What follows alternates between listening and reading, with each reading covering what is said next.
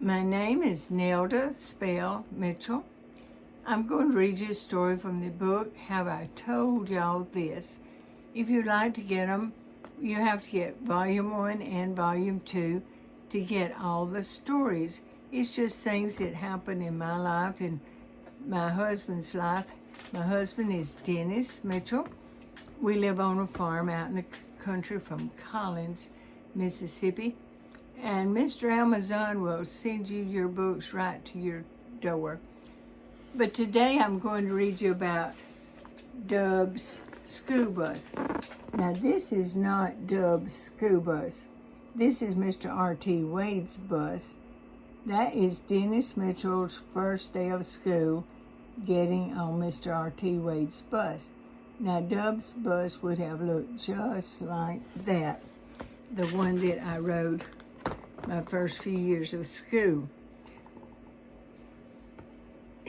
I was in the primer. Today it would be called kindergarten. It was the fall of 1945 when I was 6. Dub came to our house first, then turned around and went back by his house and on down the school route. We were the first ones on and the last ones off. We were only 2 miles from school, but we had to ride that bus around for an hour to get the school route. Since we were the first ones on the bus, it would seem that we could sit wherever we wanted. Not so. School bus riders have a definite pecking order. Top man, who was usually a male, one of the boys, was the top man, and he could stand on the doorstep just inside the front door. The door was all one big piece and it swung outward and closed with the aid of a spring. The latch and spring were the kind that are used on screen doors of houses. Second in pecking order got choice spots by the side benches under the windows.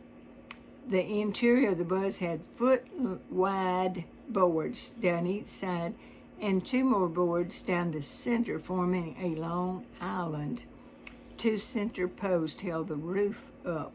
The ceiling was too low for most adults and teenagers to stand. These second peckers usually chose side benches behind the bus driver or beside the front door.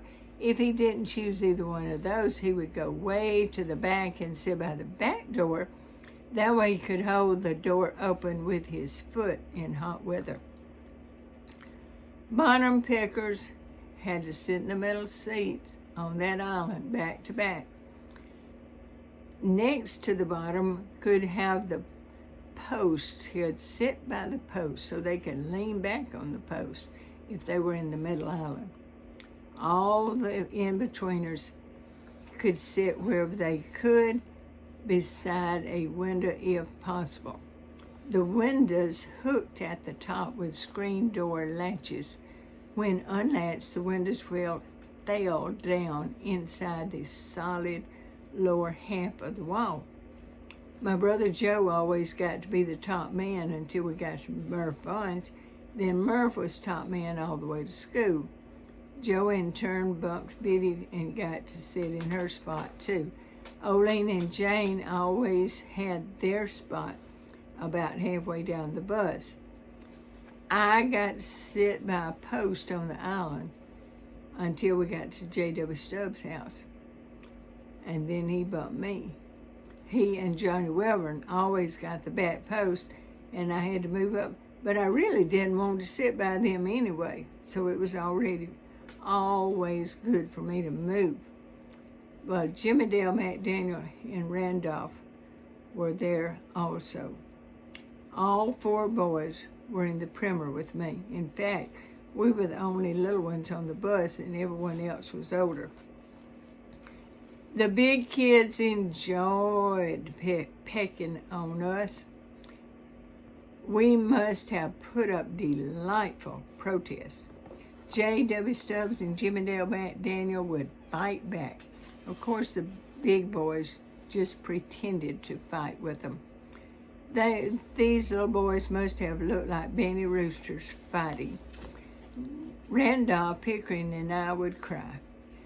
Johnny Welborn would put up the best show. He would turn red. He would cry. He would just blubber with tears and fight back. I have a very vivid remembrance of how Johnny would pour out denial renditions when they told him he had garments on his back. If that wasn't bad enough, he even had ancestors. Oh, he would fight back. Those were horrible diseases he knew he didn't have. All of us little ones were told this, and we all protested. But deep down, I knew that I didn't have them because I took a good all-over bath every Saturday night, and I had my head washed every Saturday afternoon all my life. And besides, Mother always gave us lots of castor oil and milk of magnesia, so we wouldn't have any dread disease like garments or ancestors. All the school buses were homemade. A man would get a contract from the school board for the bus route.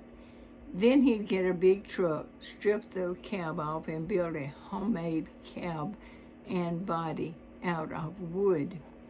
The outside roof would be covered with tar paper, green or black. The outside walls were painted orange, and the inside walls were not painted.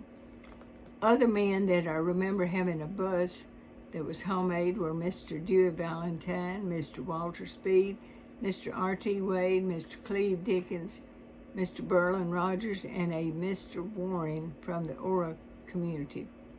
Mr. Dewey Valentine and Mr. Walter Speed each drove their buses to Salem Church and picked up people that didn't have a car.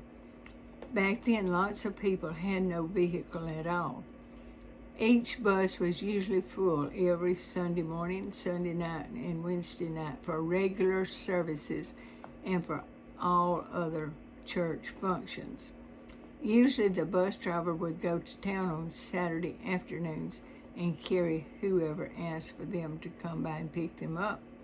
He would do that for free. Sometimes the bus driver would carry a load of people to the Laurel Fair or the Jackson State Fair for 25 cents each to pay for his gas. And that's the way it was in the good old days.